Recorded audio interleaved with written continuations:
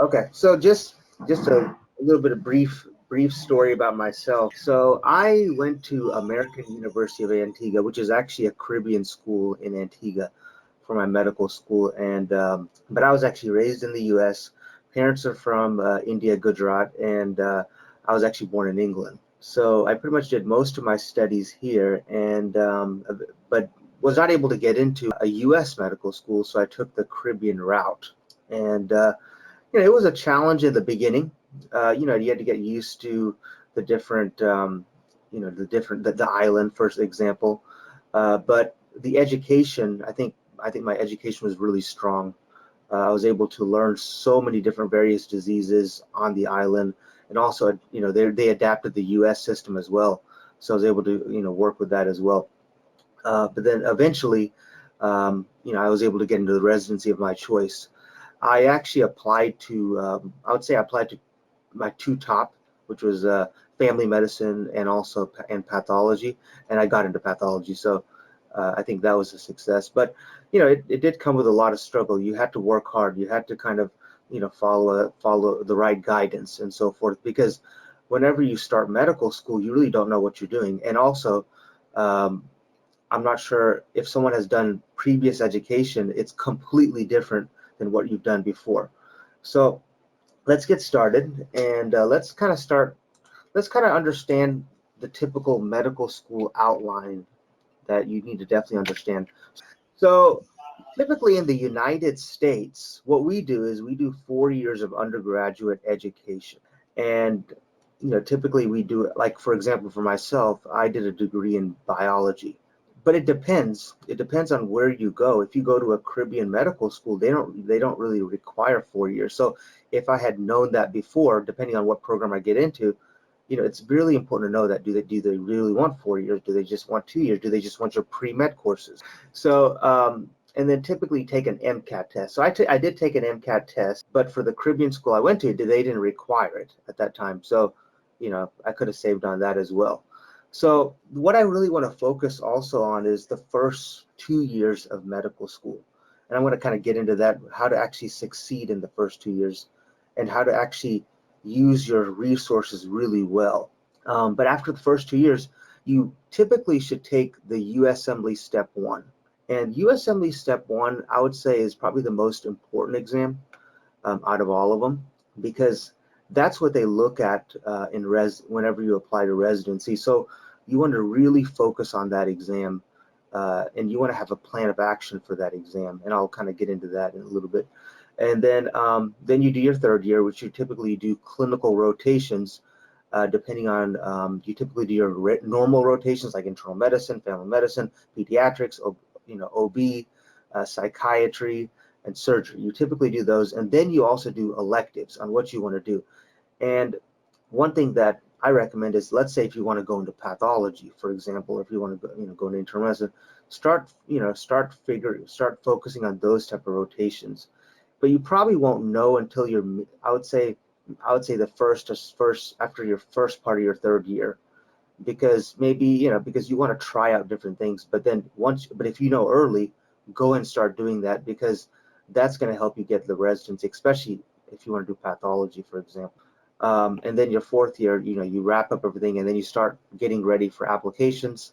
You finish your step 2 and also your CS. And the thing about your CS exam is that you want that after your internal medicine and emergency medicine rotations. I think that's where you get the most direct patient contact. And I would recommend taking it after your CK, because once you know your clinical differential diagnosis, take it from there, and then eventually you get into residency, and then you do a fellowship. So I'm pretty much around here right now. So let's kind of talk about surviving the first year and second year, and then we'll talk about the third year and fourth year and general stuff. So one of the things that you have to understand is you want to treat medical school like a job. So if maybe before medical school you've been working, treat it like a job, meaning work 9 to 5, like that you would any job. And don't take too many breaks. Don't the same thing goes with the job. You don't take too many breaks in the job as well.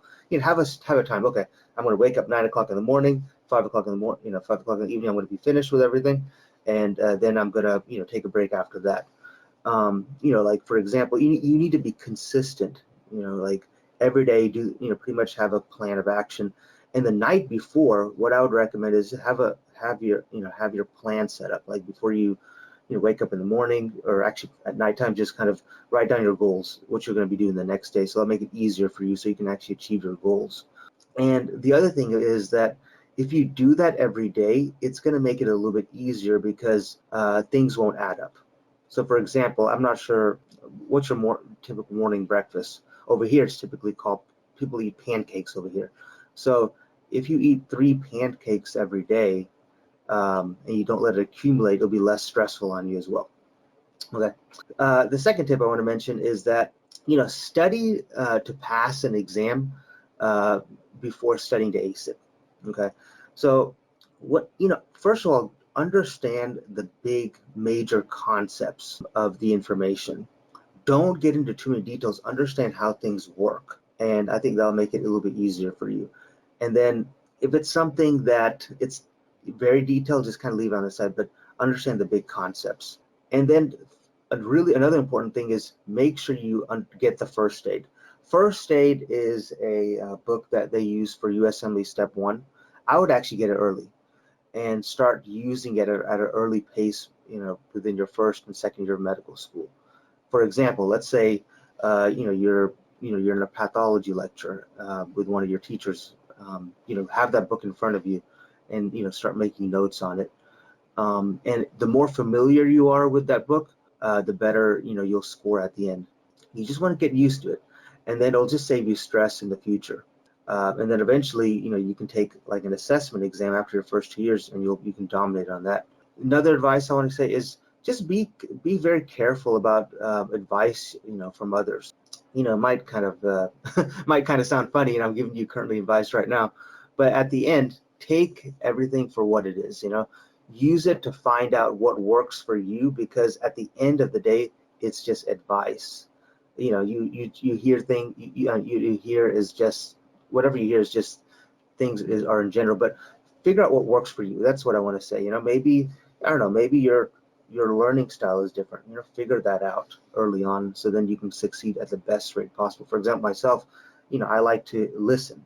I'm an audio learner, so I try to record everything, and that helps me out. And there's actually a next tip is there's something called a FOMO tip. It's actually the ultimate focus killer. Now, and what FOMO means, basically, it means fear of missing out. It's basically more of it's real in medical school than ever. I mean, for example, let's say you're missing out on something, that, there's a conference going on, tomorrow or even that same day, or maybe, there's some Facebook thing going on or whatever. Try to avoid those things. Try to just focus on studying your first 2 years, and, of course, in medical school, because those can really distract you and kind of throw you off focus. I mean, have you ever got on your phone, got on Instagram for just 5 seconds, see whatever anyone else is doing, and then you just get completely distracted? So yeah, try to just limit those things, or just do it after 5 p.m. when you're done with your work. Another thing I just want to make sure is you got to be balanced. So you work hard, you got to play hard mentality is the way to go to medical school. Have fun, hike, maybe play some music, do whatever you want to do. At the end of the, take what I typically do is once a week, I just take the whole day off and just relax, because your mind needs that. And actually will make you stronger at the end. And then other thing is, when you're starting medical school, or when you're going to school, don't compare yourself to others. Just focus on yourself. Some people I've talked to, said that it causes so much anxiety. Don't worry about what anyone else is doing. You really don't know their situation. Just focus on yourself. Don't worry about, what anyone is saying. Like, let's say someone's in biochemistry, for example, and they're rambling about some new research and enzyme, and they know 30 things about it. Don't worry about that. Just you do what you need to do. Or someone is just, saying all the answers right away. Just you focus on yourself. And also, take care of your body. Make sure you exercise. That's going to keep your mentality sharp and your health really strong. And I'm going to actually get into, how to answer questions and so forth in a little bit. but the more questions you do, the better you'll perform. That is something that I kind of learned the hard way. I used to just want to keep reviewing material after material after material and not do questions, but questions is one of the key things to step one. I think I can't remember how many, I probably did over 7,000 questions when I was studying for step one. I think that's helped me out because you see so many various scenarios, and you kind of see how things are tested, and that's really important. And then you'll just be able to just do better overall because you'll be able to see things from different sides, and that's really important. So and don't worry about getting things wrong. Getting things wrong early is a good thing because then you learn more. The more things you miss, you'll actually you'll remember also. So get as many things wrong early as possible. And then another tip is just I want to mention is that I don't think it's on here, but understand the difference between working hard and stressing out. Actually work smart. Get advice from people that have done the program. What do they do their fourth year? What do they do their third year? And so forth. So those are just some tips that I just want to share that kind of help you succeed during your medical school time. All right. So let's go to the next part. All right. So these are just some more things that that everyone can do as a medical student. Know your goals. You might be a third year right now, and you might be thinking, I'm in clinicals right now. What do I need to do? Well, you can start studying for step one. You ask yourself, why are you going into medicine? Do you like to see patients? Do you not like to see patients? And pick a field accordingly. Know your own timeline, and that's the most important thing. Know where you are right now. I think some of these points I've already touched on here. And don't procrastinate. I think don't leave stuff to the last minute. I think if you leave stuff to the last minute, it'll only take a minute. All right. So this is the most important book. Make sure you get the USMLE Step 1. There's so many different concepts on it. It does change a little bit every year, but not that much. Basic science doesn't change that much.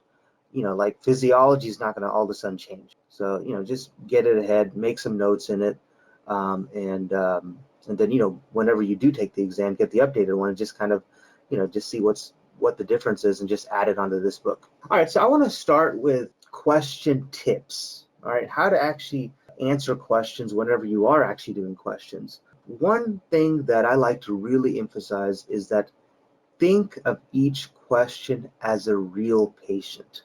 I think if you do that, it'll just make it easier and just kind of have a visualization. Okay, you're seeing a 35-year-old female, you're seeing a 65-year-old female, or 55-year-old man, 2-year-old boy, and so forth. You want to always think of it as a real patient. That'll just make it easier for you down the road. And other thing is look at the big picture of everything. Okay, am I looking at a neuro case? Am I looking at a endocrine case? If I'm looking at an acute case in the emergency room, what's going on? Look at the big picture of everything. And also one thing that I'm going to be emphasizing in the class when I start medical terminology is know your terms. Don't skip terms. For example, if you don't know what one definition is, look it up. Don't skip it. Understand that definition. So then things don't kind of accumulate in the questions, because what typically happens is whenever you answer a question, it could be a concept issue or it could be a somatic issue. Maybe you didn't read it properly, or maybe you just didn't understand the concept, and that's kind of how you break down questions. And also organ systems. Understand the organ system. Is the question coming from the heart? The cardiovascular system. Is it coming from the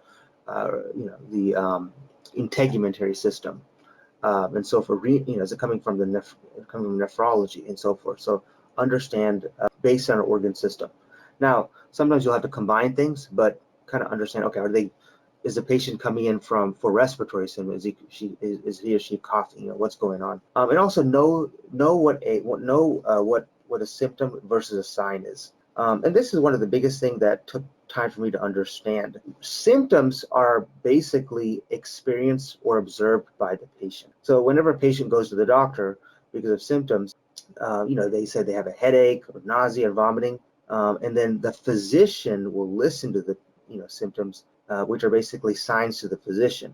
So basically, observed by the physician, which leads to a definitive diagnosis, is basically is a sign. Okay, so they definitely know that, and I think that'll kind of make things easier for you as well. And then also, whenever you see a question, kind of know the format of the question. We're going to be doing a few questions in a little bit, but know the format. You know, whenever a question is presented, you know, they start with a history. You know, they have a history of presenting illness. Then they have a physical exam. You know, for example, they check the heart, they check the lungs. You know, maybe they check the skin and so forth. And then they do labs. You know, labs. You know, they order a TSH. You know, they order a T4. And then imaging comes, and then surgery. So it's usually a typical pattern like this: history, physical exam, labs, imaging, and then surgery. And if you understand that format, whenever you answer questions, they'll just make things a little bit easier, because you'll know what you need to do on the next step. Typically on the step one, they typically will give you history, physical exam, labs. So you'll see imaging as well. Typically they don't do surgery, but then whenever you move on to the other exams, they typically have surgery as well. All right, so and then other tips I can mention is that, you know, whenever you look at a scenario, is it an acute case? Typically acute cases are typically less than 4 weeks. Is it a chronic case? Has this patient been having this disease for a long time? Also note the age of the patient. You know, if it's a young patient versus versus an older patient, that will really give you a big differential diagnosis. It'll definitely change your differential diagnosis. And if something is extremely vague in your question, always go back to your physical exam findings or your lab and imaging description, because a lot of the answers are in the labs and also the physical exam. It might not even be based on the presentation. And also, one thing you want to do is, one thing I've noticed in all these USMLE exam is they give you typically 2 to 3 clues that will lead you toward the answer. Sometimes, and then they'll give you a bunch of distractions as well. But then, if I'd say about 3 to 4 things kind of lean toward one way, and then one thing leans another way, go with the 3 to 4 things that lean one way. Does it make sense? So, you know, if 3 things, okay, are going toward, for example, diabetes, you know, I'll pick an answer that says diabetes, and one thing actually says, oh, going toward like something autoimmune. Well, it's probably more likely going to be diabetes. And then also, I think that's all I want to mention right now, because the other stuff is more step 2 related. Okay, so I think let's get started with the first question. And what I'm going to do is I'm going to basically break down the question, and then I'm going to basically talk about the disease within the question, and then we'll go from there. One thing that I typically do is whenever I see a question, so first of all, this is a typical USMLE question that I actually got when I took the USMLE. And they typically have your answer choices at the bottom, and then you have your whole clinical scenario. One thing that I do even before answering the question is I actually scan the choices, just kind of take a quick peek at the choices, you know, to see what's kind of going on. And then I actually also read the last sentence. The way I do it is, okay, what is the most likely diagnosis? And then you always want to rephrase that last sentence. You want to be like, what are they actually asking me right now? You know, and in this case, they're asking for the most likely diagnosis, meaning, what is this disease? What is this disease? So you make it very simple as possible. And then I start with the top, you know, with the last question in mind. I say a 40-year-old woman presents with constipation and severe abdominal pain. Okay, so that's what they're coming in for. She noticed these symptoms for 6 months ago, but then just said, oh, so this is chronic. It's been going on for a while. Typically greater than a month is more chronic. They've been progressing since then, so they've been getting worse. So that's one thing you always ask whenever you take a history: is it getting worse? Is it getting better? Well, it looks like it's getting worse for her. You know, her family also noticed changes in her behavior, particular moodiness. So she's having some, you know, maybe some psychiatric stuff going on.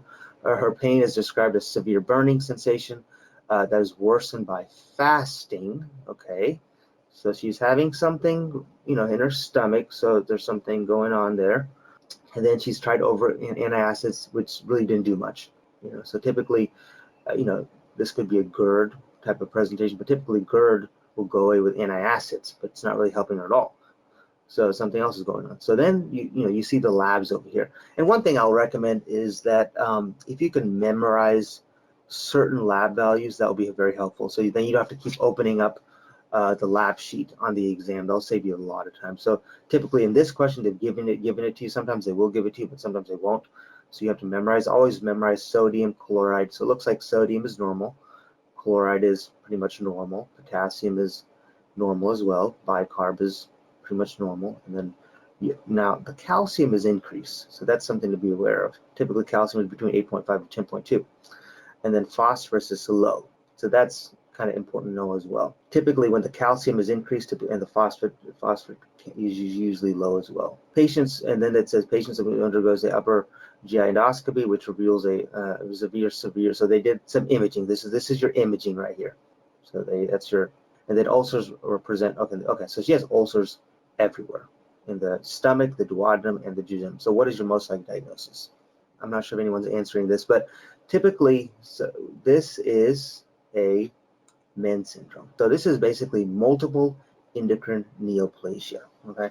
And that's what I want to talk about today a little bit. And we'll kind of get into which one it is in a second.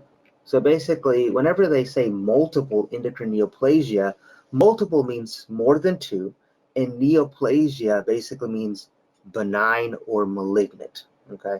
And in this case, it's typically going to be malignant, okay?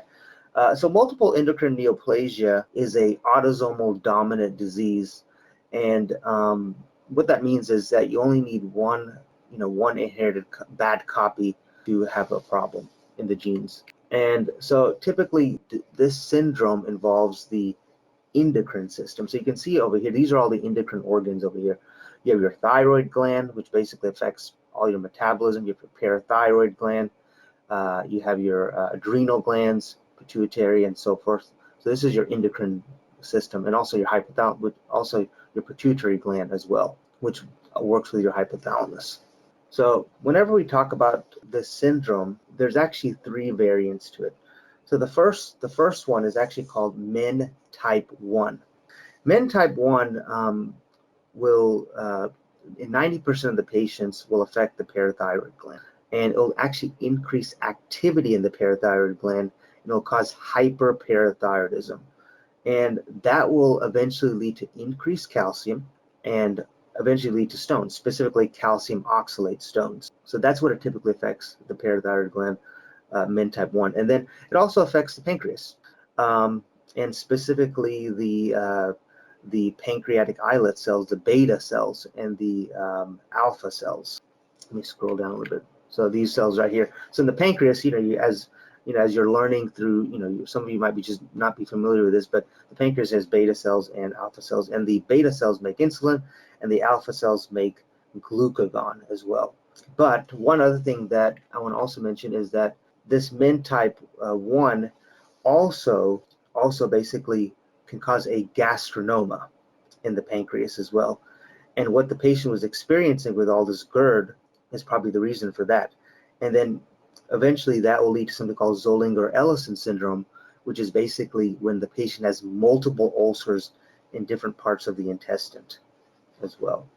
And then another one, you can actually affect the pancreas and get something called pancreatic neuroendocrine tumors as well. Another system that this Nvme 1 affects also is the pituitary gland, and the pituitary gland is of course, in the near the brain area. For example, the cerebellum, and it's right below the hypothalamus, and it's pretty much the size of a pea. And it's really important to understand the pituitary gland because that will help you understand the disease, because anterior pituitary is the one that's affected a lot. And the anterior pituitary is basically where you actually synthesize and secrete the hormones. In the anterior pituitary, you make TSH, ACTH, LH, FSH, and GH and prolactin.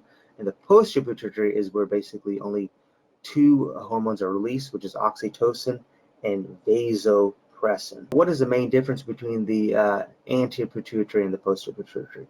So the main difference is basically, from so the hypothalamus will basically have a releasing hormone, and the anterior pituitary synthesizes and actually secretes their hormones. That's the most important because, but the posterior pituitary is just stores it and releases the vasopressin and oxytocin. So it's under neural control for the posterior pituitary. So going back to the men syndrome, so and then men, there's also a men 2A. Men 2A is also another name. It's called Usmle syndrome, and the most common organ involved in that is the thyroid gland. The thyroid gland is responsible for your metabolism and so many things, but one reason that's really important for that, because it actually causes something called medullary thyroid carcinoma, and I want to kind of talk about that now. So medullary thyroid carcinoma accounts for about 5% of the total thyroid cancers in different types. So there's many different types of. The most common one is actually papillary thyroid cancer, and then you have the follicular, and then you have medullary. But it counts for 5%. And there's actually two types: there's a familial type and a sporadic type.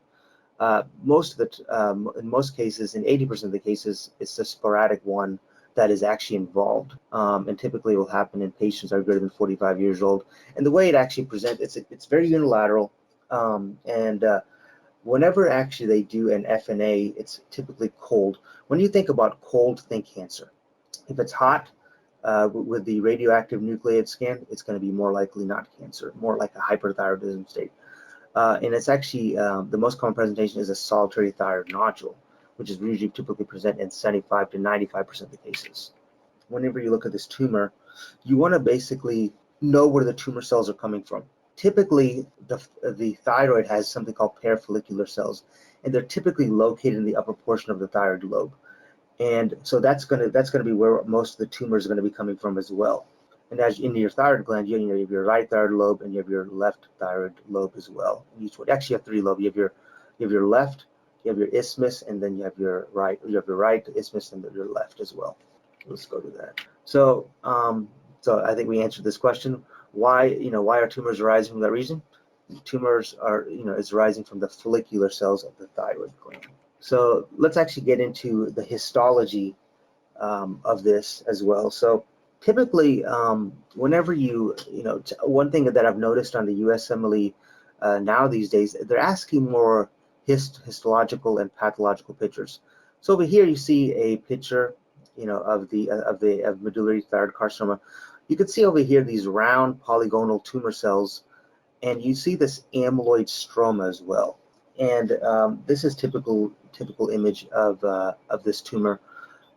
It's associated with amyloid, so you typically will order a Congo red stain.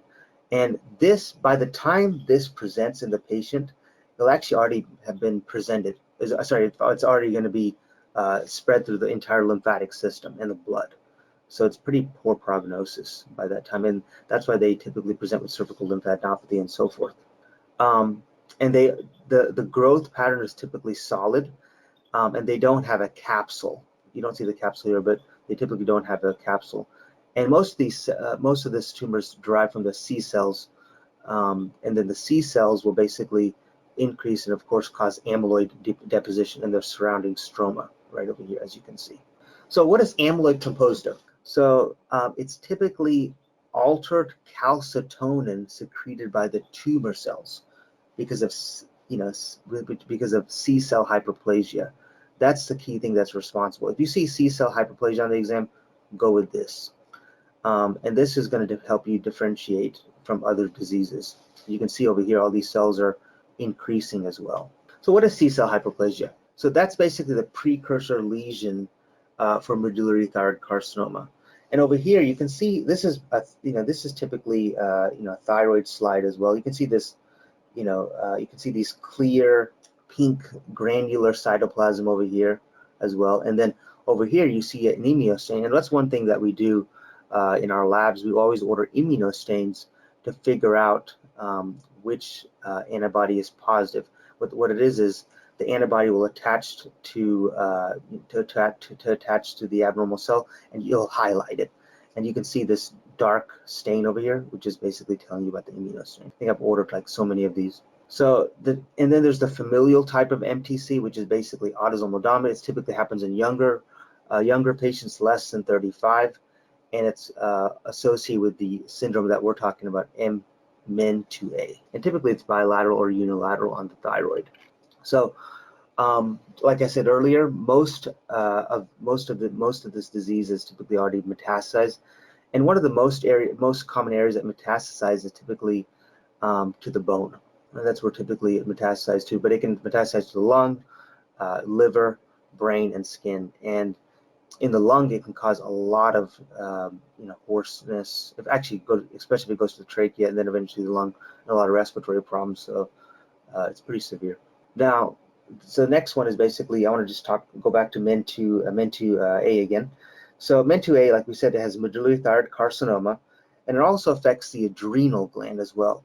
And in the adrenal gland, it's going to actually cause something called Pheochromocytoma, and the parathyroid gland is going to cause hyperparathyroidism as well. So that's basically going to be MEN2 right here. And they might say just MEN2, instead of MEN2B, they might say that as well. But you should know the terms interchangeably, MEN2A, MEN2B, and so forth. What is the difference between MEN2A and MEN2B? So the difference is that the MEN2A basically has parathyroid tumors, and the MEN2B typically has mucosal tumors. And you can see over here, you can see these mucosal neuromas over here. They typically present. You can see it over here on the tongue as well. And also they can have marfanoid features as well. So they can have lanky fingers and so forth. So that's that question right here. All right, so let's move on to the next question. And one thing that I'd recommend is whenever you actually do a question, they're going to give you a percentage. So let's say the correct percentage is 50%.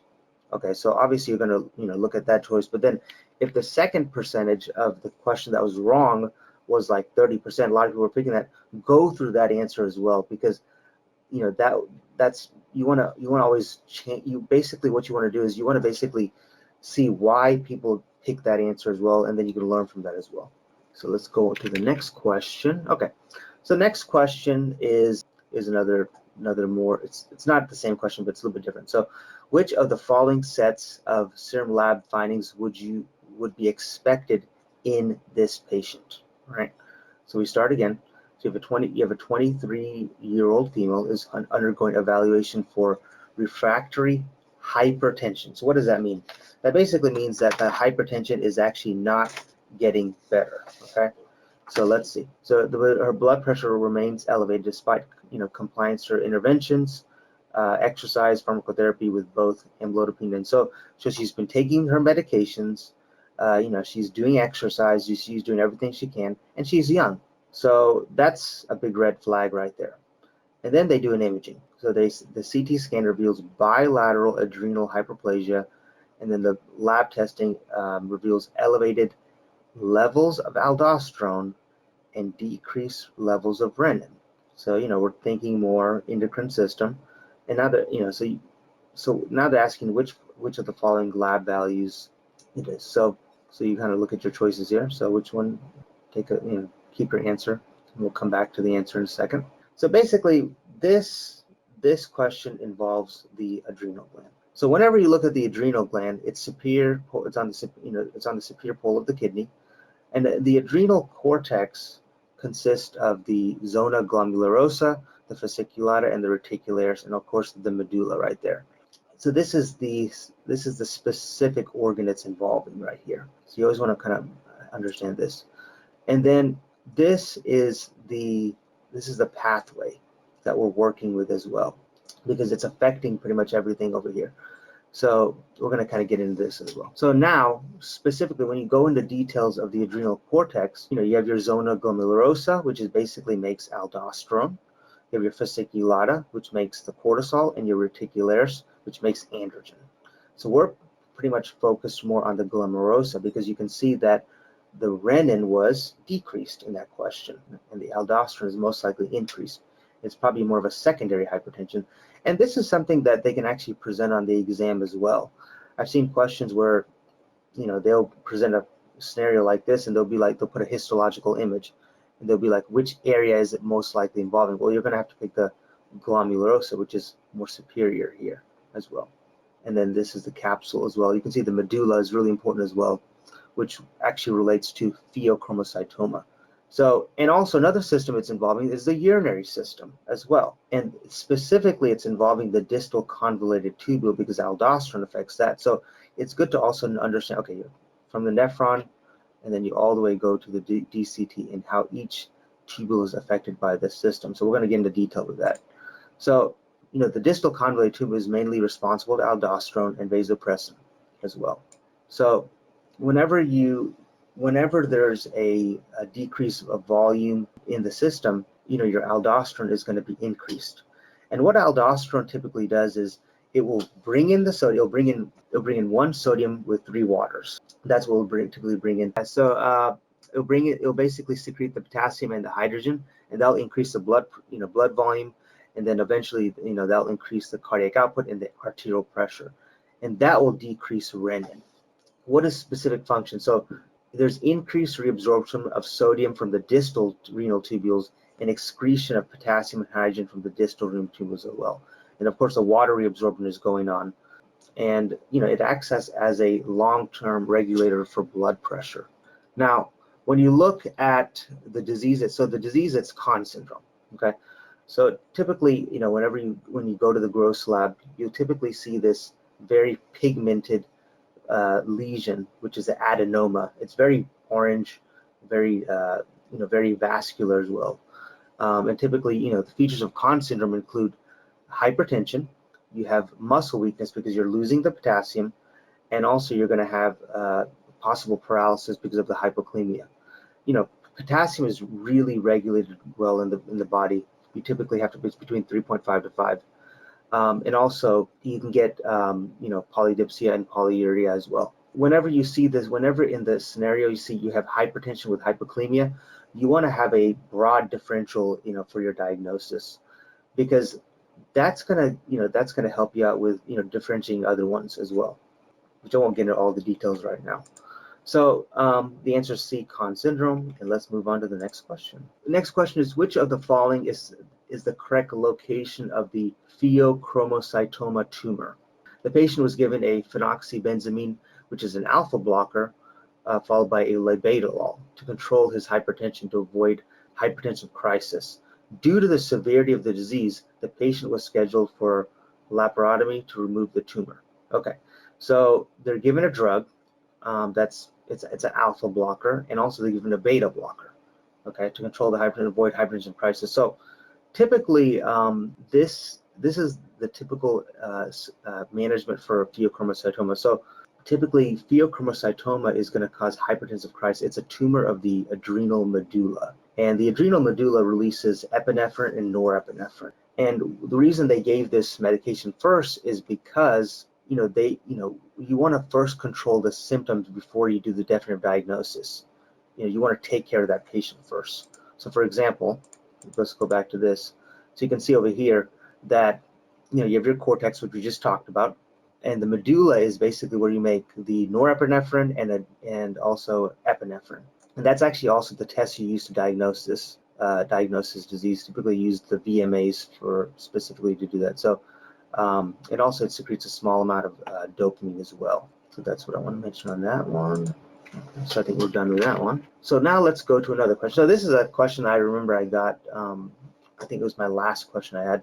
So they ask you, what is the most likely diagnosis for this patient? So you have a 44-year-old female that was referred to the dermatologist for lesions on her neck. She has no significant past medical history. On physical exam, you see multiple small 5-millimeter fleshy pedunculated lesions that appear to be hanging from her skin. Few are hyperpigmented, and the patient's stains, they're not painful or itchy, but they just look horrible on her. That's what she says. So what is your most likely diagnosis over here? Okay, so you can see the pedunculated, very fleshy. So the answer over here is actually called acrocordon. Okay, so whenever they bring a typical scenario like that, you got to understand the different terms as well. So acrocordon is also called a fibroepithelial polyp, and typically, it typically will grow outward of the epithelium, It's not like a cyst where it goes inward, but typically it will grow outward with a fibrovascular core. But in terms of clinical features, it's very like a papilloma-like, very round, sticking out. And you typically have multiple lesions of this. So let's kind of get into the histology of this a little bit. So like I said earlier, it's going to be like growing outward, skin lesion over here. It's kind of going to be growing outward. And it's going to look like a finger, like a papilla. And if you think about it, whenever you look at the definition of a papilla, it's basically a fibroepithelial finger with connective tissue lined by epithelium. And that's what's called a fibroepithelial polyp, which is also called a skin tag. So if you look closer here, I'm going to skip a little bit. So if you go to this slide over here, I'm going to go a little closer here. You can kind of see that, you can kind of see the more detailed pictures kind of sticking out and so forth. And it's actually just it's actually usually associated with diabetes and also viruses. But the key thing that you need to know, it's benign. It's not malignant, and they're typically removed for cosmetic reasons. But you can kind of see, if you look at the skin layers over here, you can see it's kind of like a normal skin, except it's kind of growing outward like a little polyp over here. And if we kind of go through the skin layers, you can see that the first layer over here is your stratum corneum over here, as I highlight this stratum corneum. And then below that is you have your epidermal layer over here. And then below that is you have your basal layer. It's kind of hard to see, but you can kind of see it right here. And then below that, you can kind of see some blood vessels right here, blood vessels, I think this is probably more like a vein over here. This is more of a artery over here. Typically blood vessels are in the dermis, but in this case, it's in the fibroepithelial core as well. So that's important to know. And yeah, I think that's all I have for today. And I thank you for everything. I hope this was very helpful to you. And kind of, I didn't want to go into too many details, but I just want you to understand what you need to do when you're in your first and second year of med school. And also just kind of get an idea of how the questions are going to be. I think you've chose the right program, and we're all there to support you as well. So if you have any questions, please let me know. So, sir, what I can do is I will take up every question now. Yes. What students have asked, and we will try to solve them one by one. All right? Okay. Sure. Perfect. So we'll start from the start. There are a lot of questions which have come. Sure. And we'll try to answer them. Okay. So first question, which Priyanka Shaw has asked. Sure. She's asking, sir, how is a symptom different from a sign? Okay. So basically, symptoms are typically experienced by the patient. That's the key thing, or observed by the patient. So, so for example, if you get a headache, that's basically the symptoms that the patient will go to the doctor. Whenever a patient goes to the doctor is because of symptom. But whenever the physician listens to our symptoms, they're actually called a sign. That's what it is. Does that make sense? Let me see. Priyanka, is your question answered, please? Can you confirm? Yeah, she's saying thank you. She understood. I'll try. Yeah, that's a key Perfect. thing. And also, whenever we start medical terminology, we're going to go through different examples, and I'm going to give you questions on that as well, because most people, I think that's one of the biggest, hardest thing to have, symptom versus sign. Perfect. Adarsh is asking again an interesting question, sir. You'll find very interesting questions from students. So he's asking, sir, approximately how long one should take to solve a question like these? Whatever questions you discuss, how much time should it? Okay, so the USMLE will typically give you around 70 to, I think it's about, don't quote me on it, I think it's like 85 seconds, it might be 70, I have to double check. But you typically want to answer these questions within a minute. Now, the way I was kind of answering this, I was kind of going slow because I just wanted you to understand, what they're talking about. But typically, you want to answer these within a minute. I would say 70 seconds. That's the time they give you for these exams. And the best way you can actually get fast is by, practicing a lot of questions. One thing that I do that's helped me a lot is I actually sometimes I just cover the choices. I look at the scenario and I'm like, okay, I read the whole scenario. Actually, I read the last sentence and don't even look at the answers until I come up with my own differential diagnosis. And that's how I kind of got faster. And also knowing your medical terms is going to it's going to help you become faster as well. So it's going to take time, but I think the more you do, the faster you'll get. All right. So, Saurav Upadhyay, he's asking, sir, how to study first aid in medical school. So, Oh, first aid. Okay, that's okay. Great. So what I do is, first of all, I mean, I'm sure, I don't know the entire schedule of the program, but let's say you're starting anatomy. Okay. So what I would do is, let's say your teacher goes through a certain PowerPoint. Let's say they go through tetralogy of Fallot. Let me see if I can. So what you can actually do is you can actually break apart your first aid. So when you open up your first aid, you'll see the content page. I'm going to open mine up just to kind of give you an idea. So you see the content page, and you'll see, like, okay, for example, you'll see the musculoskeleton page, and that's where a lot of the anatomy is. You'll see that, and you'll be like, okay, well, I know my professor is going to be covering this topic, so I'm going to basically open to that topic after he discusses it. So, and then you basically cover each topic like that. But what I typically do is I just kind of make a note of anything that the professor does extra. I put it in my first aid. So for example, if the professor went over seizures, I kind of read his lecture, and then I go to the first aid and be like, okay, this is what the first aid talks about. And then I typically will add like maybe a few points that the professor made that's not in the first aid. And I think that will really help you out a lot. And then, by the time you take your exam, you've already seen this book so many times, it'll be like a quick review of everything. And then you can also, one thing you can actually also do is, maybe if you have a book or something, you can always put the page number of the book on the first aid, and you kind of reference that book again to kind of go through the big topic, because the first aid just gives you the high yield information. It doesn't give you all the different details that you might need to know to understand the topic. So just kind of go in by class. So whenever you go through a certain disease, open up the first aid and review what they say on it. Does that answer it, or does that make sense? yes, sir.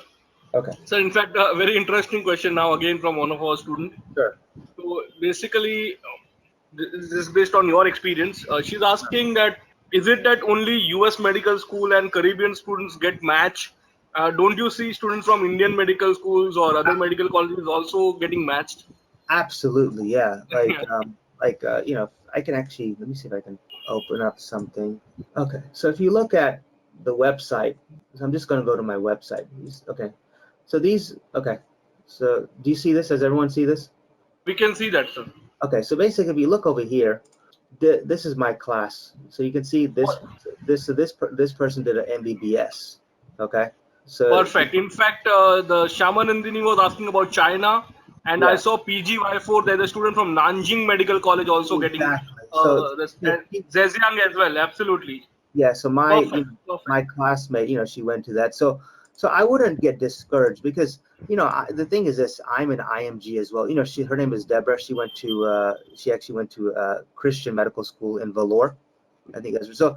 So people come from different countries. So I wouldn't. So whenever you get to this point, the best way to combat this is, of course, you're starting, your medical school right now. Focus on your step one. That's the most important thing right now.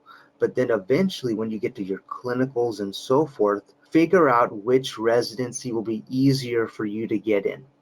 I think that's important, because there's there's so many residencies out there, and some are actually IMG friendly, meaning international medical graduate friendly. Because even though I'm from the U.S., but I actually went to a Caribbean medical school, which I'm actually considered an IMG as well. So what I can say is just don't worry too much about that. Just do well on your scores and make some good connections.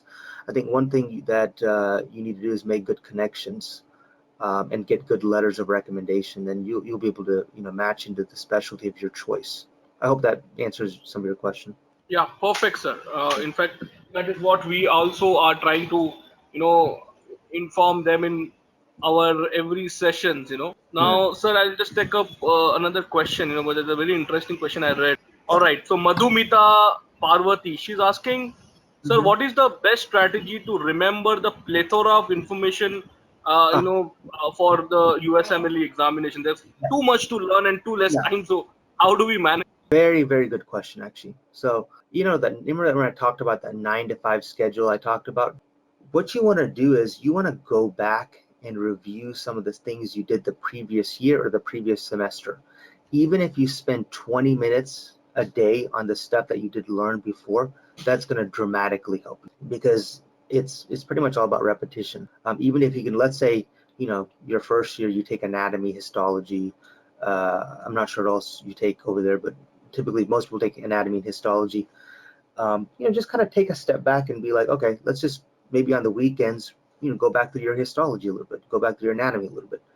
And one thing that you can also add if you have time, because typically in medical school you don't have too much time, you can actually just go back and actually do some questions on the things that you've already done. So let's say your first year you've already covered anatomy and histology and something else, just maybe do a few questions of those every day.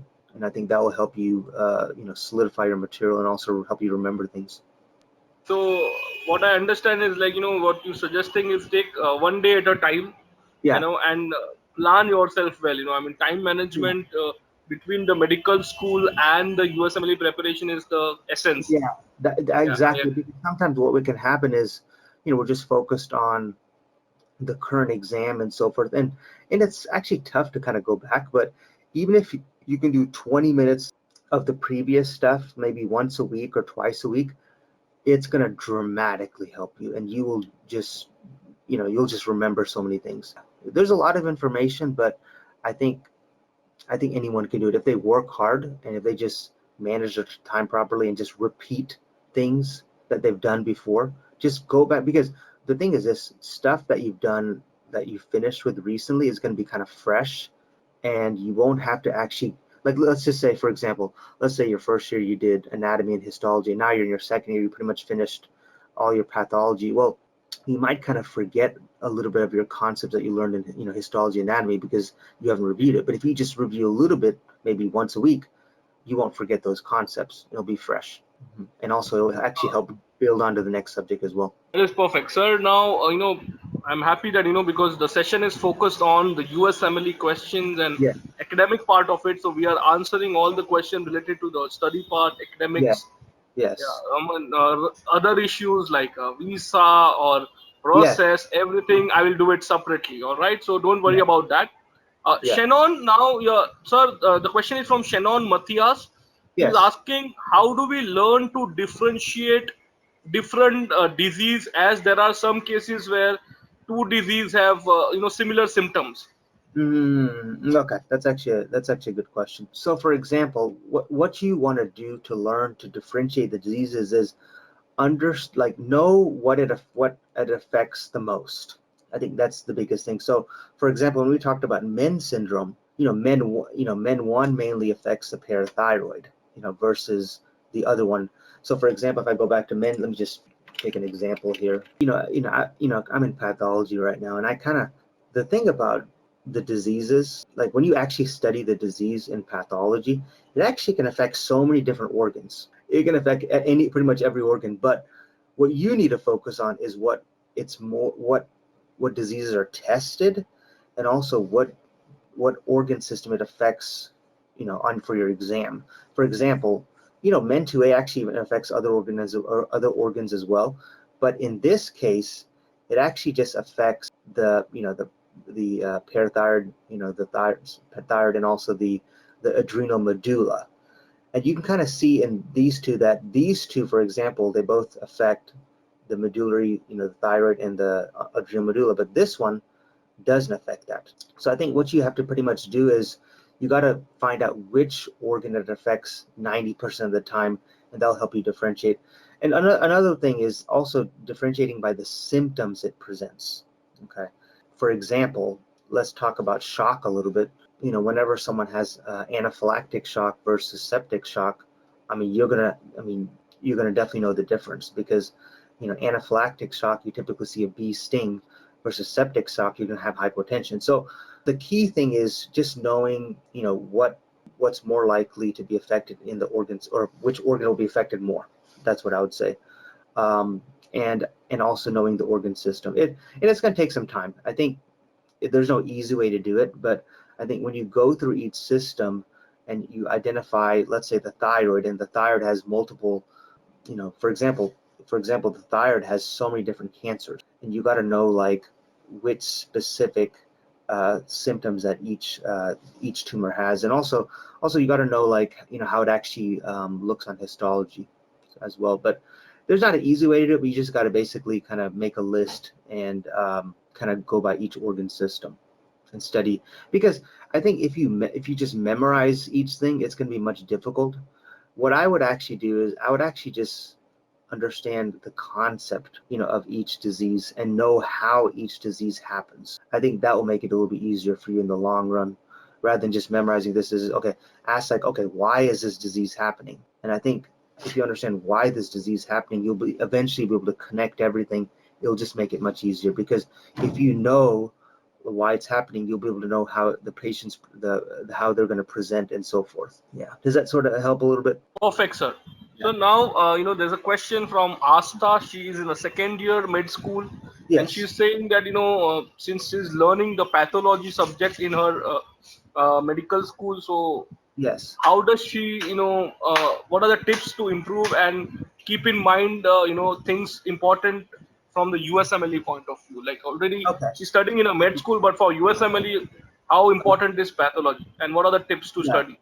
Okay. So in terms of if you talk about pathology and the way the exam is going now, is I would actually open up something called pathology outlines, and look at each of the imaging, specifically the histological imaging for example, if you see Hashimoto's, open up a histological imaging for that, see how that looks. And I think that will help you save time on those questions as well, specifically for pathology. So I'm not sure exactly where you are in your studying right now, but let's say, you do a question on, I don't know, let's say, I'm trying to think, maybe, let's say like not pheochromocytoma, but let's say maybe some adrenal adenoma, like Conn syndrome, for example. Kind of look it up, in the pathology outlines, and kind of see how it looks, and they'll just make it easier for you, because I don't know, for some reason they're just putting so many much more images these days than before. And another thing I can just tell you in general is, for example, like whenever you do more questions, do a lot of pathology questions. I think that will kind of help you out as well. And then kind of whenever you do the question, kind of know how to answer it. So for example, actually, if you really want to know, like whenever you do the question, the first two and the last two part of the question, like the first, like, let me go back to one of the questions. I can show you, give you an example. So for example, let me find a question. The first two and the last two will give you the answer. So the 40-year-old woman presents with constipation, severe burning, and then she noticed symptoms for 6 months. And then the last two, ulcers present in the stomach, duodenum, and also she had some GI disease. So those typically will give you, your differential and your answer right away. So if you can kind of focus on those two, that'll help you a lot too while you're studying. But one thing I could just overall say is have a plan. For example, let's say you're spending time on pathology, write down exactly how much time you're going to spend on pathology. Like, for example, I'm going to do hematology for 2 hours. I'm going to do respiratory for 2 hours, and so forth. Have that timeline set out for you. And one thing that, as teachers will do is we can actually create an individual plan for each student. So then you kind of know where you need to go.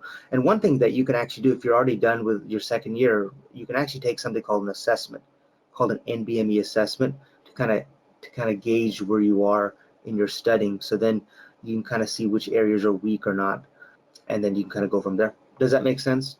Absolutely. So, sir, there are many questions where students are asking that how do they study from first year? For them, let me tell you, Sure. on the Moksh platform, we have all international faculties, including Dr. Piyush, to be part of our platform, and they will be teaching you, nurturing you, do your assessment Yes. right up to you appear your step one examination. Yes. And I think, yeah, that's something absolutely. We're going to be, assessing your step one, because we want to make sure you have the highest score possible. One thing that you have to do is you have to learn how to pass the test before you get the high score. So that's really important. And one thing that we will do is we'll make an individual plan. But right now, what you can actually do is get the first aid and kind of correlate it with all the with your subject areas that you'll be studying. But you got to understand the concepts first. If you don't understand the concepts and if you just jump to the first aid, that's not going to be helpful. Absolutely, sir. In fact, that is what our pre-med students are focusing on, concept building. Concepts, yeah. And so we are, in fact, very much partners with first aid team. So a Oh, lot you of content we are, going to have shared on our platform as well. So absolute support will be provided to all our students. yeah. So now, one personal question from Falguni Patel. She's asking, sir, what should be the mindset while attempting the question? How did you manage pressure during your step one examination? Oh, yeah. Okay. So, one thing that, you want to be, you don't want one question to put you down. I think that's one of the biggest things. Sometimes we see a question, we're like, oh my God, this is so big, or this is so long, or this is so tough. Don't let that affect you. Think of each question, like I said earlier, as a patient. And then if you don't understand that question, if you just don't get it, just move on to the next question. There's other people to take care of. That's what you want to always have. So, and one thing you want to do is when you do questions, don't think about the previous question that you just did. You're not going to be able to get every single question right. Not every question, is the same, and or so you can say the same level. So you want to basically have that mindset, like, and the thing is this, like, this will happen with time. For example, when you actually start studying for USMLE, one thing you want to do is you want to do your questions in a time mode. Well, initially you do it on time, and then eventually you do a time mode, and you basically, have a plan. Like what I typically do is, when I tell people to study, is I tell people to, do 2 blocks of questions in the morning, and you time yourself. You get up in the morning, 6 o'clock in the morning, or 7 o'clock, or whatever time you get up. You get your timer. The question, actually, the USMLE UWorld, they're already going to have a timer in place. What you're going to do is you're just going to get up in the morning.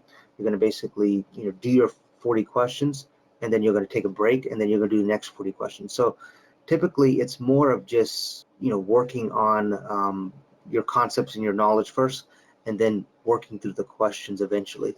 But that's kind of the final stage of your studying. But I think right now what you should probably just do is, if you're just starting studying, is just focus on the concepts, and then eventually get into questions after you've done your understanding your concepts, because then you're going to be very frustrated, in the first place.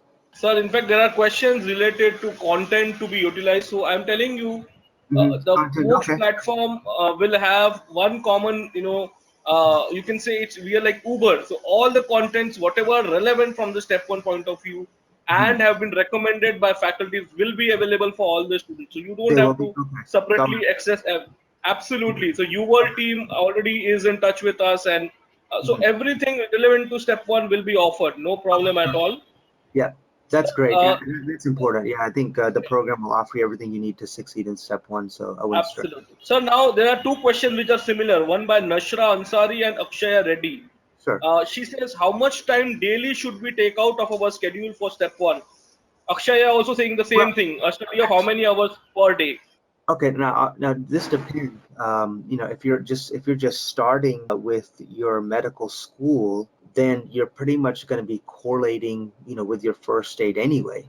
But it depends, because, for example, if you're just starting to learn the material right now, you should just focus on learning the material and then going to the first aid, to kind of see what they're saying as well and understand those concepts. So it's actually, you're doing it together. It's not like you're spending a separate time doing it. Actually, you're just kind of if you make a plan, you can actually do it all together while you're studying in med school. But if let's say you're done with your first and second year of medical school, then you typically need about you'd need to spend at least 6 hours per day, because you're not going to med school anymore, if I'm correct. While you're studying, I think you need to spend at least 6-7 hours a day on doing questions, especially when you're closer to your exam, because you want to basically get to the end of that mindset, and you want to build a stamina. That's the most important thing for this exam, because you can have all the knowledge and everything, but if you don't have the stamina, then you can run into some problems as well. But yeah, if you're just starting out, like I said, just correlate all your material that you'll be learning in this program with your books that you'll be getting. But if you're done with the first 2 years already, then you need to be spending an additional 6 to 7 hours per day. Specifically, if you can do it in the morning, that's better. If you can't, then just do it in the evening on the USMLE Step 1. And we can go into details on how to exactly study and stuff later on, but typically what I typically do is I start with a system-based approach, meaning I go through each system first, and then after I'm done with each system, I start doing the questions system by system, and then I mix everything up toward the end. And then also the NBMEs are going to be coming in place as well. You got to take an NBME every 6 weeks once you're done with your study. Absolutely, sir.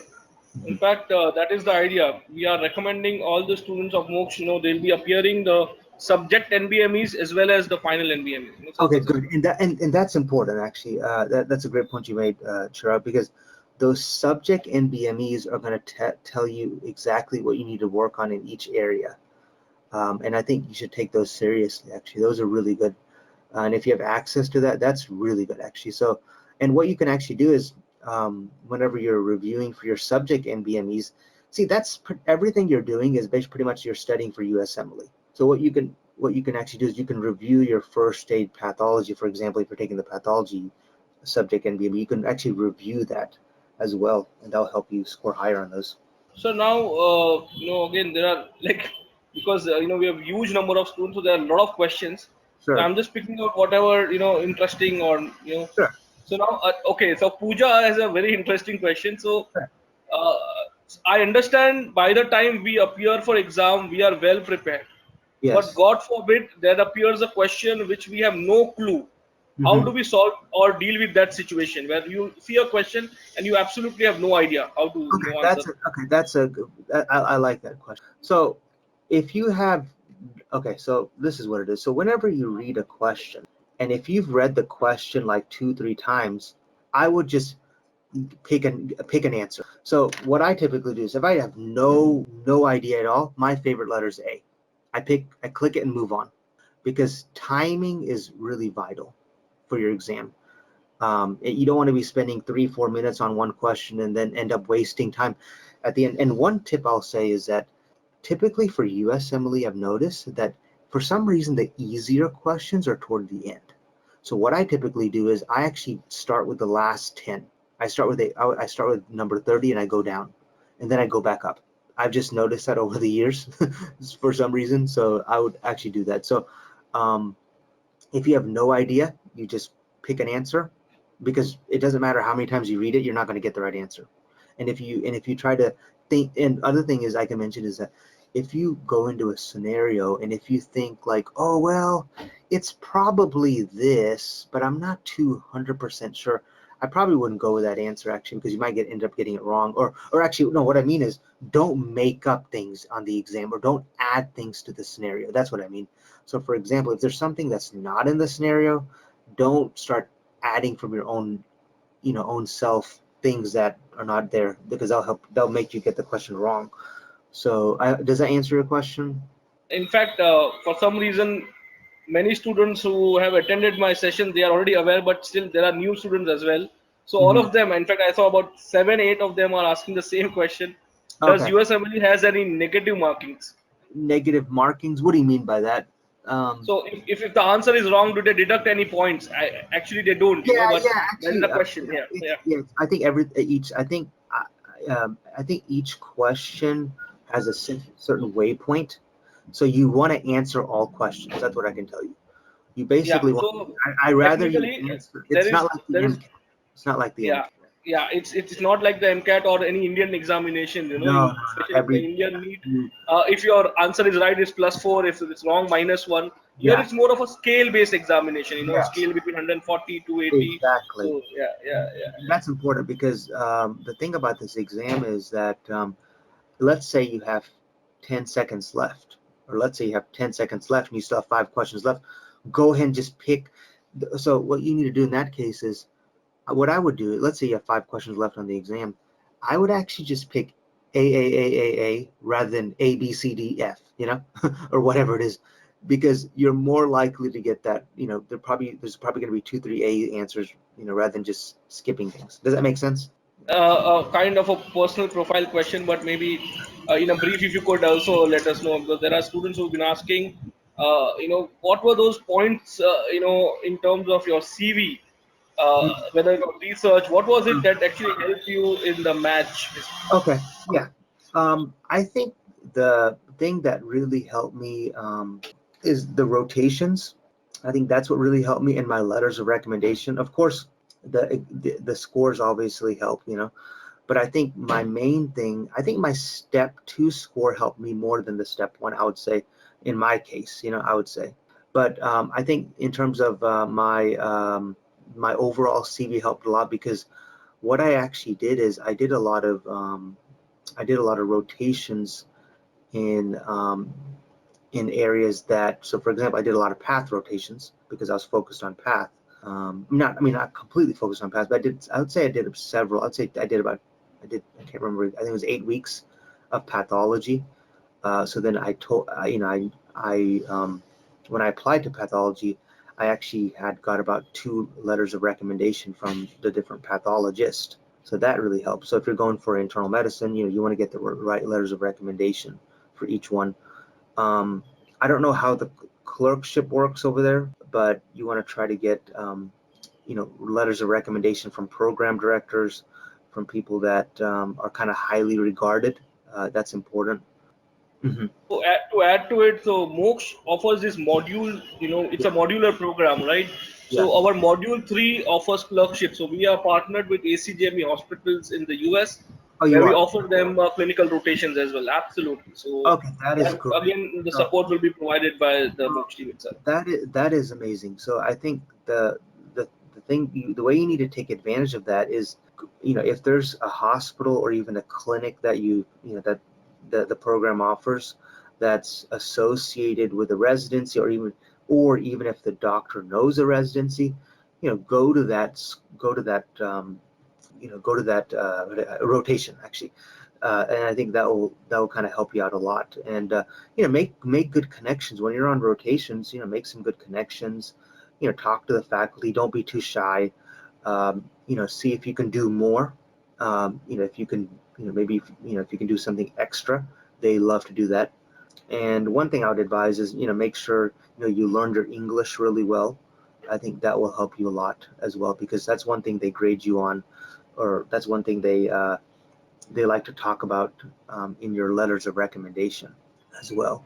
So just do the best you can, be interactive. Don't be over interactive, but just be interactive. Listen, be observant. Don't show up late. Stay. It's better to actually get there early and stay late if you can. They'll show commitment, and they'll definitely help you out with your whole process. But right now I would say just focus on your USMLEs. That's my main focus, my main emphasis, especially step 1. Focus on step 1. Yeah.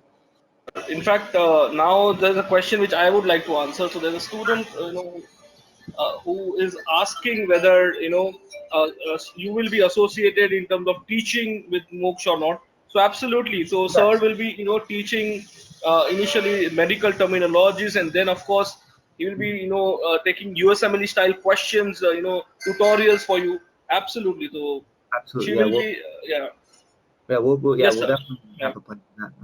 Thank you. Sir will be definitely on board with Moksh, so he'll be Hmm. while he's of course pursuing his own commitments, he's Yeah. agreed to be share the knowledge, and will be assisting Moksh students with the medical terminology as well as the USMLE style question tutorials. Absolutely. Yeah, knowing Yeah. terminology is really important. You got to know your basic terminology, because that's going to really help you out with your basics. I don't want everyone to get overwhelmed with everything. Just start slow, Don't start, getting everything all at once. Just take it step by step. You'll be fine, Just take it step by step.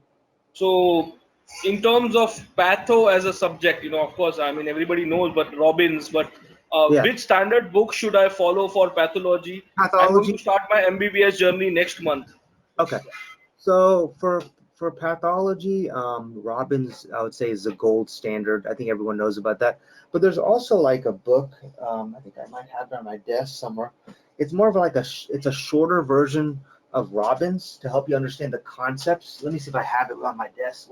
I think the book that I always recommend for if you're just learning pathology for the first time is actually the Robbins Basic Pathology. I think that's the one you want to start out with. I mean, you can jump to the other one also, but if just for understanding the basic pathology, I think it's really good actually. It kind of explains more in detail on some of the basic concepts. And I think that's something important. And then, of course, you can always try high yield books after you do that, like Golgi or First Aid or so forth. But yeah, I think that's the main standard I would recommend. And of course, you want to look at images. I think images is one of the biggest things. Actually, well, let me mention one thing. Make sure you know some of your histology. Find like a very basic histology book before you get into pathology. I think that'll definitely help you a lot. And if you want to become a pathologist in the future, that'll help you tremendously. All right. So now, students, since you've been asking for all the subjects, well, I'll tell you, visit the moke16.com and we put up all the list of recommended books. So, Okay. it's not possible, sir would answer the recommended books for each and every subject due to the time constraints. Yeah. Each subject depend. You have to. It depends on. I mean, I would have to look at the list, and I can maybe make some recommendations. I can do that. Yeah, so we already have it on our platform. So if you go on the moke16.com, we already have a recommended book list with us, sir. Great. All right, sir. So let me see any other question which is relevant and important from today's session. Quickly, I would like to take that up. So there are so many questions. So it's just that I don't want to, I want to ensure everybody gets one opportunity to ask the question. I'm just trying to see a unique question. Also, one thing that if you want to do, I can always send you back like a big response to a lot of questions that are unanswered today. I don't mind doing that. I can. Perfect. I can do So that too. we'll work out. No problem, sir. I understand that. Thank you for offering that as well. Yeah, I All don't right. mind. So now, okay. So there's a very short question by Urvashi. Are previous year's question repeated in the actual examination? Okay. Well, I will say for step one, typically not. The way they do it. I'm not saying that. I'm not gonna say that the concept is not going to repeat. I mean, they'll probably have a similar question on, for example, Hashimoto's, but they might test in a different way. But typically, in terms of step one, I've not seen too many repetitive questions. On some of the other exams, I have seen a few repeating questions for sure. One thing that definitely repeats a lot is some of the Nvme questions. I have seen some questions from the assessments repeat. I'll say that. Also, for the other exams, for step three, I've seen some questions repeat, especially for the CCS portion. I've definitely seen a few repeat for that. But I wouldn't rely on that because what they have like 33,000 questions, and then every month, they keep using from that bag, and whatever's used, they eliminate those, and so basically every exam is going to be different. So let's say you take the exam together, it's going to be completely different from the previous one. So yeah, I would say that. Perfect, sir. Thank you, sir. In fact, I mean, again, I think if they attend the session, they will be, I'm sure they'll understand. But the question is, histology, how to differentiate the intricacies in histology slides? Oh, okay. So one thing so whenever you look at a histological slide, you want to basically look at the background. You want to look at the different cells. You want to basically look at first of all, you want to look at you want to figure out what organ system you're in. That's the biggest thing whenever you look at a histology slide. And then, one thing about histology slides is you have to understand, histology versus pathology, you have to understand what's normal. If you don't know what's normal, then, pathology, it just won't even make any sense. And one thing that I typically do is I try to look at it like in a 3D view. I think that helps me a lot. I also kind of, but for example, if I'm looking at a skin layer, let me see if I can open up something. Let me open up this example that we just looked at earlier. So if you look at this, for example, you want to basically, obviously know where you want to find the normal. That's the biggest thing you want to do. You want to find the normal, and then you want to find the abnormal. That's what I typically will do. And then I think the biggest thing that takes practice is what I typically do is I have to look at multiple different slides of the same diagnosis. That actually helps me a lot. So then I could kind of see it in different ways. And then you want to basically look at the main part of it. So the main part is typically right in the middle of it, and go from there.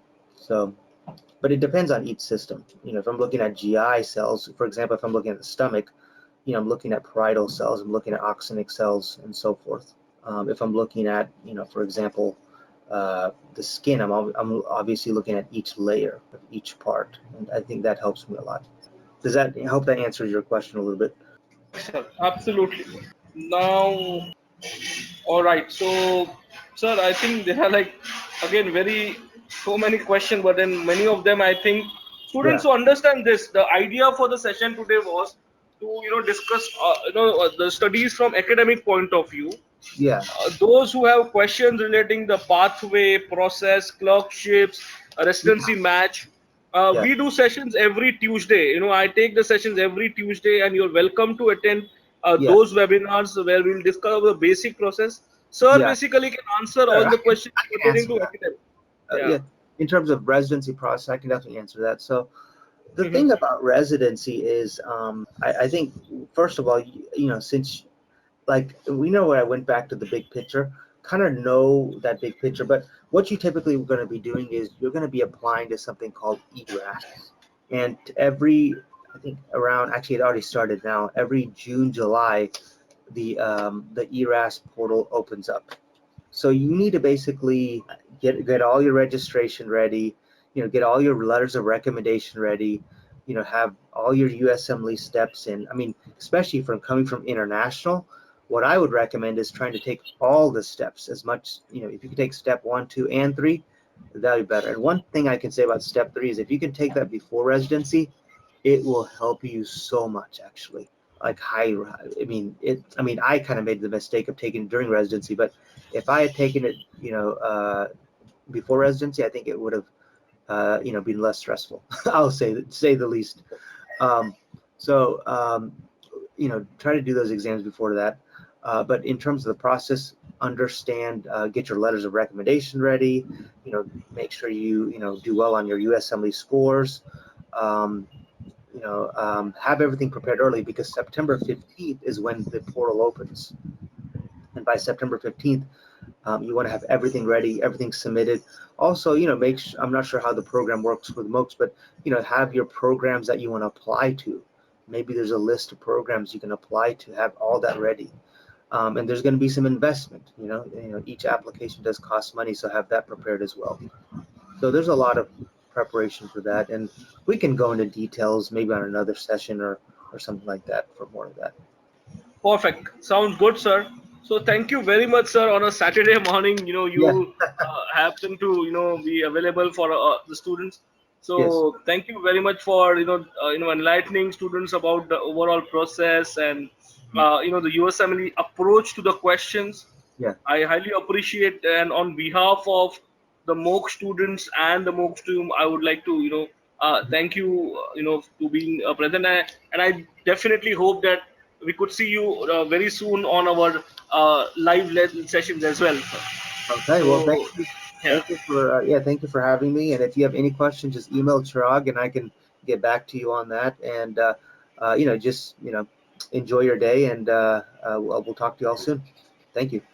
perfect. So sir, just for about 2 minutes, there are a lot of students who want to thank and they really enjoyed the session. So Mukul Doshi is saying thank you for your time, sir. So he's thanking you. So I mean, there are a lot of students who are thanking you for the session. They really liked your session. So Thank you. Vidushi is saying thank you.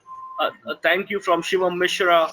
So they really enjoyed the session, and all of who want to, just congratulate you for the session, sir.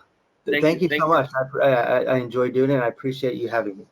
Perfect, sir. Thank you very much, and I look forward to see you in the future sessions. Absolutely, Thank yeah. you, students, and thank you, students. Have a great weekend. And we hope to see you very soon in one of our Moksh offices very soon. Thank you, students, and thank you, Dr. Shuni. Thank you, Thank sir. you. Thank you.